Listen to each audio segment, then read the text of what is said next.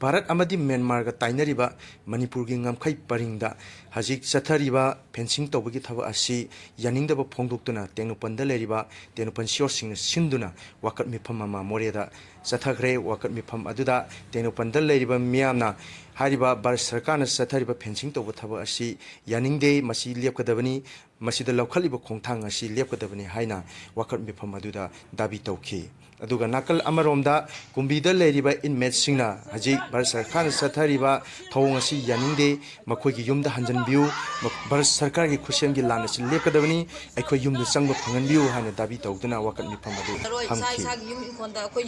चंगदुना लेजगे करिगुंबा सरकारना सारिबा युमजिदा लैयो हारदि अखोइ इसागी इनकोंदुना चंगदुना लेजगे मदु नत्रदि अखोइ सरा हिमबगी खुंजन संजनजरनी अखोइ लिलिकेमदा लैबा इमा इबेन इसिनाव पुनमकना अखोइ सरुक यादुना सरा हिमबगी खुंजन संजरनी इसागी युम इनकोंदा लैहनबा फंगनबियु हाइना सरकारदा हाइजर